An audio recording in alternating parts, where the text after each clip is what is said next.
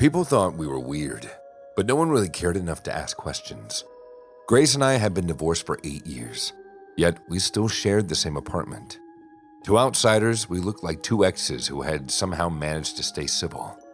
Civil, right? That word doesn't even come close. My name is Ben. I'm 33 years old, and for the last 8 years, I've been living in a cage, or sometimes it feels that way. It all started after our divorce. I was about to move out when Grace told me in her usual cold way, "If you leave, I'll hurt your mother." She knew my mother was everything to me. Bedridden after a stroke, she couldn't even speak properly, let alone protect herself. So I stayed. Grace was a master manipulator, sweet and charming when needed, but behind closed doors, she became someone else. The first few months, I thought maybe things would get better, but it only got worse. At night, she locked me in the basement, just a dim bulb overhead, no windows, and the smell of damp concrete. She knew I had a fear of darkness since I was a kid, and she used it against me. "Oh, you like it down there, don't you?" She'd laugh from the top of the stairs. "Keeps your mind sharp." I tried to fight back in the beginning. I really did. But Grace had her ways. Wet bread. That was her weapon. I have a rare allergy. Something about yeast and water mixed together creates a violent reaction on my skin. She discovered it by accident one day, and she never let me forget it. Once she pinned me against the wall and smeared wet bread across my arms. I screamed in pain, and she just told me to shush, holding a finger to her lips. "Don't wake your mother." I should have called the police, but how do you explain this kind of madness? Who would believe a grown man locked in the basement crying about soggy bread? One day, I mustered the courage to tell my friend Raj over the phone. I kept it vague, just said things weren't right at home. Grace overheard. That night, she didn't lock me in the basement. Instead, she sat me on the sofa, placed a damp piece of bread on a plate, and said, "Tell me what you told Raj." I trembled. I couldn't look her in the eye. She leaned forward, pushing the plate closer. "Eat it." I couldn't. I threw up instead. That was the last time I tried telling anyone.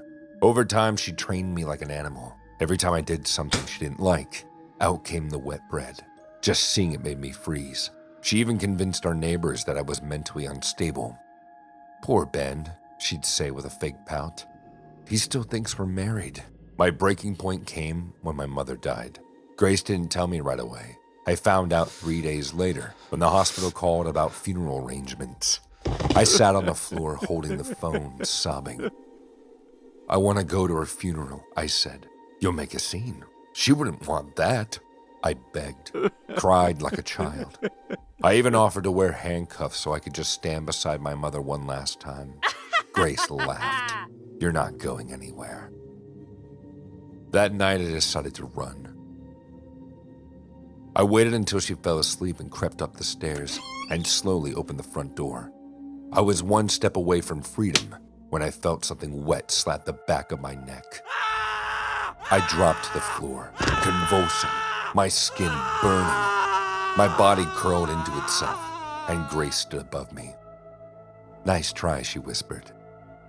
I don't know where I found the strength, but I grabbed my phone and dialed 911.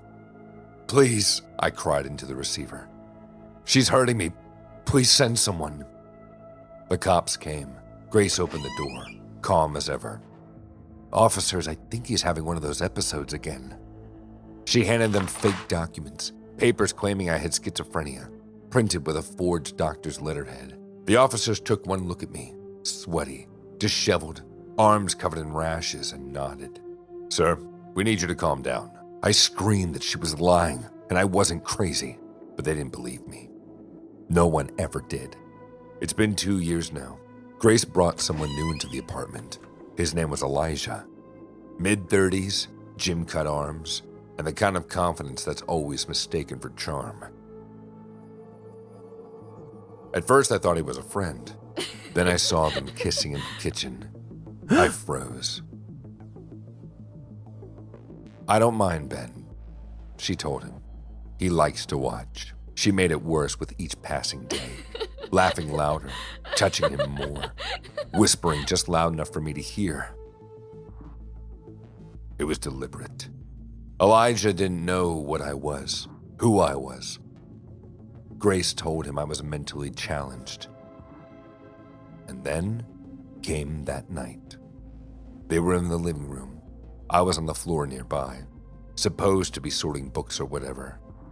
She started unbuckling his pants right in front of me. Elijah laughed, unsure.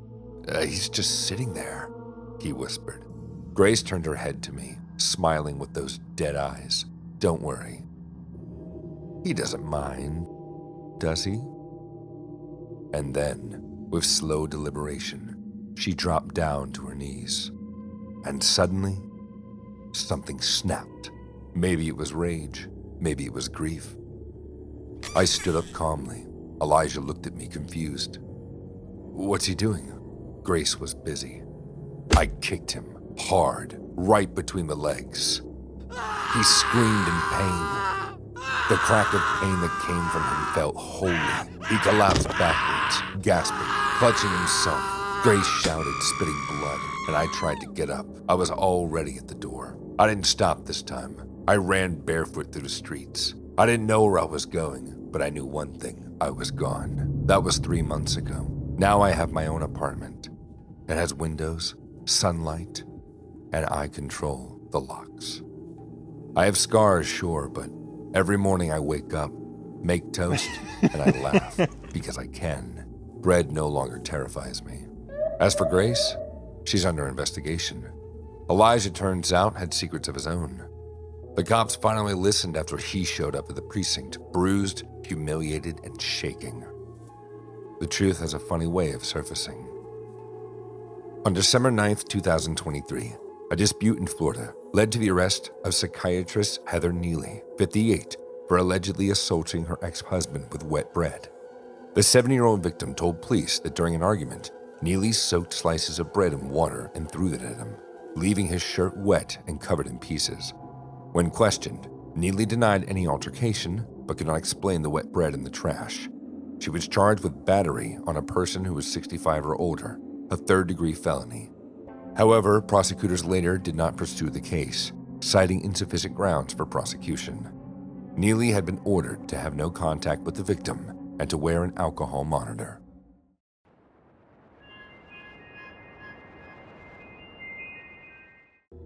I had lived in this quiet neighborhood for nearly 3 years, always keeping mostly to myself. My name was Liam. At 25, I was something of an enigma to the residents around me. I preferred it that way. My apartment was small but comfortably chaotic. It was my haven. Here, I painted my face in vivid, unnatural colors, etched tattoos onto my skin, each a memory, each a rebellion. Music filled the tiny space with loud electronic beats as I danced erratically, losing myself in rhythms that freed my restless spirit. My neighbors thought I was strange. Their wary eyes and whispered conversations as I passed confirmed it.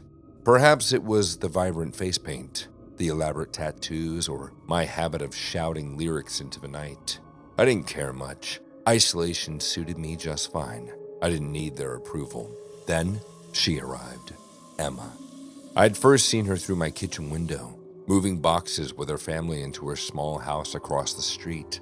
She seemed ordinary enough, the kind of neighbor who blended seamlessly into the tapestry of normality around here. She had the aura of someone who upheld societal norms, who fit into neat boxes, the ones that I deliberately rejected. It was an accident, truly, when we first crossed paths. One evening, lost in thought, my face freshly painted in chaotic streaks of yellow and blue, headphones blaring electronic music, I walked straight into her. "Watch it!" she snapped, recoiling sharply. Her expression transformed from shock to disgust, eyes darting over my painted face and tattoos. Jesus, what the hell are you supposed to be? I paused momentarily, startled. The street was quiet around us, her voice carrying like an accusation.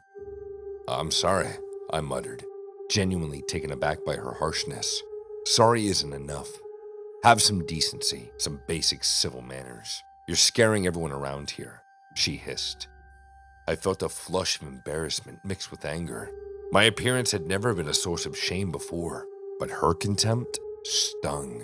She marched away briskly, shaking her head in exaggerated disbelief.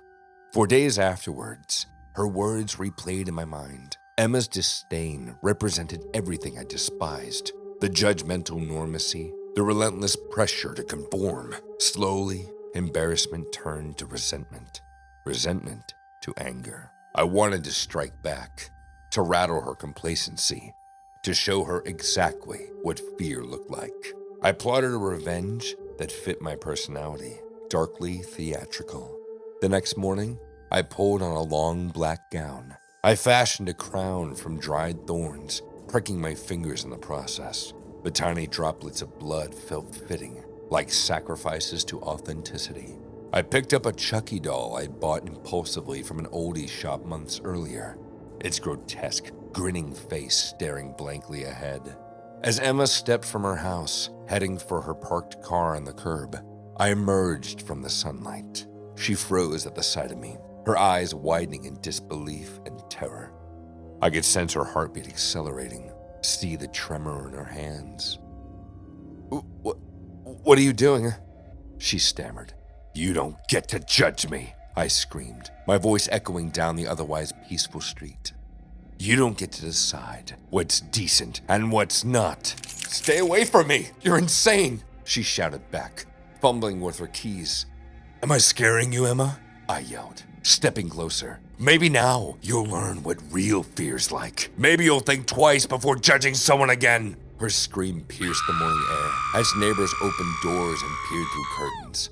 Emma dropped her keys, trembling as she scrambled to retrieve them. Help! Someone call the police! She screamed, but my fury, once unleashed, wouldn't relent. Call them. See how you treat people who don't fit into your perfect little world. 2 squad cars screeched to a halt, officers quickly stepping out. Put your hands where I can see them, one officer shouted, his hand resting cautiously on his holster.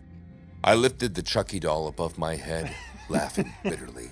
You gonna arrest me for being different? Drop whatever's in your hand and step back now, the officer commanded sharply. Emma was now safely behind the second officer, pointing at me. He's dangerous. He threatened me. I dropped the doll, the plastic clattering loudly against the asphalt. Raising my hands, I stood defiantly, allowing them to cuff me without resistance. As the cold metal tightened around my wrists, I looked straight at Emma. This won't change who I am, I said quietly. Remember that. Inside the police car, I watched the street slowly turn to normal. Neighbors retreating behind their doors. Emma stood hugging herself, talking animatedly to the officers. Yet, a subtle uncertainty lingered in her eyes. Then, one evening, a knock startled me. Opening my door cautiously, I was surprised to see Emma standing there.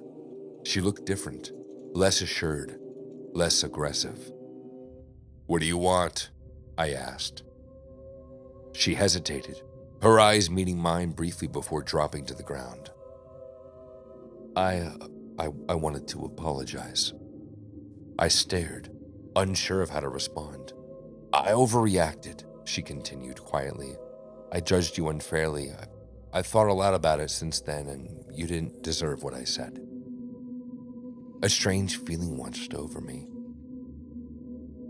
Why the change? Emma shifted uncomfortably, meeting my eyes with honesty. Because you made me see something I'd forgotten. Freedom.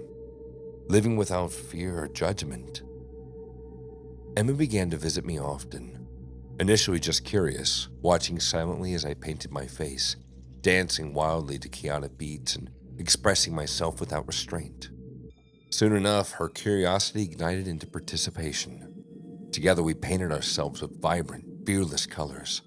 Emma's laughter echoed freely, her hesitation replaced by raw, unfiltered joy. Tattoos began to find their way on her skin, symbols of newfound liberation. But the neighbors didn't appreciate her transformation. Whispers grew louder, judgmental eyes harsher, and no one was more critical than her husband, Mark. Then, one evening, the tension erupted violently. I heard screams echoing from Emma's house, and I rushed across the street, bursting through the unlocked door. I found Mark gripping Emma by her hair, his voice a storm of fury. "Enough of this madness, Emma," he roared, pulling her roughly. "Look at you. You're humiliating me, humiliating us. Change back to who you were." Emma's eyes blazed with defiance and anger. "I won't be your perfect little puppet again." He tugged harder, causing her to scream in pain. Something inside Emma snapped. With shocking speed and fury, she lunged at him, her hands finding his throat, pressing hard. Mark gasped, his eyes wide in shock and terror, choking under her grip. "Emma, stop!" I shouted, stepping forward, her face wild and fierce, softened as her eyes met mine. "This isn't the way." Slowly her hands released, and Mark fell to the floor, coughing desperately for air. I can't stay here," she whispered, her body trembling from adrenaline and fear. "Then we won't," I replied softly. "We'll leave this place behind." That night, beneath the moonless sky, we packed only the essentials and set off, leaving behind the neighborhood, its suffocating normalcy, and our past lives. On the morning of March 5th, 2024, a Florida woman faced a bizarre and terrifying encounter on her way to work. Ruth Bullard, 74, called 911 after a man wearing a crown of thorns and carrying a piñata began screaming profanities at her. The incident left her emotionally shaken and in tears. Authorities identified the suspect as Gregory Zopif, 37, a known local offender with a lengthy criminal record. Zopif denied any wrongdoing, claiming he was only singing and dancing his leprechaun song. Arrested for disorderly conduct, he was booked into jail on a $150 bond. Just days earlier, he had pleaded no contest to threatening patrons at a deli after they refused to give him money.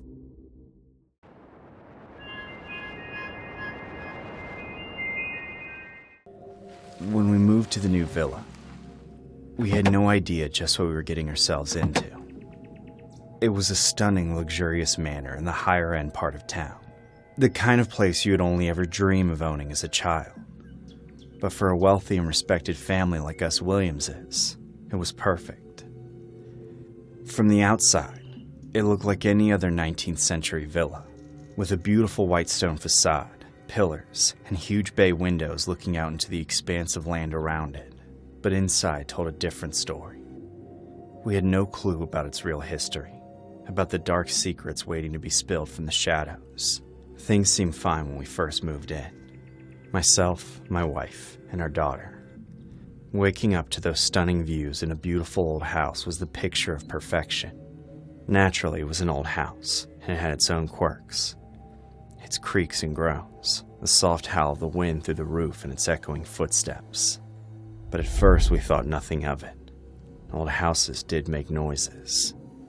Until the whisper started. I would wake in the middle of the night, hearing a voice speak close to my ear, even when my wife was still fast asleep, tucked into the covers on the other side of the bed. "You'll regret this." The voice would speak in a haunting whisper, barely audible over my own thumping heart. "You don't belong here." At first, I thought I was imagining it, like I was caught somewhere between dream and reality, and was hearing voices conjured by my own mind. But those whispers followed me out of my dreams and into my waking reality too. "You shouldn't be here. This house doesn't belong to you." The voice sounded like it belonged to a young boy, but it was difficult to make out when the whispers were always so faint, more like a breath on the back of my neck or dancing along my cheek. It was only ever me who heard them too, when I was alone or when everyone else was asleep. I casually brought it up to my wife one morning, but she just looked at me like I was crazy and brushed it off as nothing. "Stress from the move," she said flippantly, and that was the end of it. But the longer we stayed in the villa, the more I felt as though we weren't alone. It wasn't just the whispers, flickers of movement in the corner of my eye, glimpses in the mirror, shadows that didn't belong. I tried to ignore it as much as I could, until one day my own daughter came to me crying about seeing a strange boy standing in the corner of a room. Fearing we had an intruder, I rushed to her bedroom and threw open the door, but there was nobody there. I even checked under her bed and inside the closet, but both were empty. She pointed to the corner of her room, her eyes wide and glassy. "That's where he was, Daddy. A boy was standing there. I'm not lying." About a month after moving in, we started finding the letters. They would be sitting out on the kitchen table, or unassumingly placed in areas where we would find them. They were more like notes, really, scribbled in blotting ink that looked old. But it's what the letters said that unnerved us the most. "I'm watching you. You don't belong here. Leave before it's too late." Whoever was leaving these notes, they were putting them directly inside the house, which meant someone was breaking in to leave us these strange, threatening messages. And for what reason? Because they didn't want us living there? It made no sense. The letters gradually began to grow worse. They started detailing things that nobody else should know but us. Mentioning the activities my daughter had been doing the day before, or giving a detailed description of my wife's clothes throughout the day, including some very personal details. It was like someone was inside the house, watching our every move, and making sure we knew it. I went as far as setting up a brand new security system, and every night combed through every single room in the house searching for an intruder. But I found nothing. There was no possible way anyone could be leaving these letters, and yet we kept finding them. Between the whispering voices, the threatening notes, and the shadow constantly hanging over me, I was starting to lose it. I couldn't stay in this house any longer.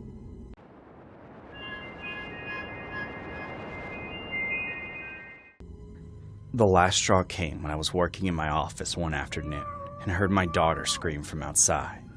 I dropped everything I was doing and ran out to see what had happened. I found my daughter sprawled out in the grass, sobbing hysterically. Assuming she'd been injured, I ran over to her. "What happened? Did you fall? Are you injured?" I asked in a panic. She sobbed, raising her hand. "The well. I saw him in the well." She was pointing towards the well we had at the very edge of the garden. It had been sealed off, but some of the bricks had started to crumble, leaving gaping holes. "What are you talking about?" I asked. "The boy I saw in my room. I saw him in the well." I didn't understand how that could be possible, but I told her to stay where she was while I went to investigate. My heart fluttered in my chest as I approached the crumbling structure, digging my phone out of my pocket and switching on the flashlight function. I stood at the edge of the well and shined my phone into the gaps of the brick. There was nothing down there but dark, stagnant water. But just as I turned off my flashlight and pulled away, I thought, for a fraction of a second, that I might have saw a face peering up at me from the dark water below.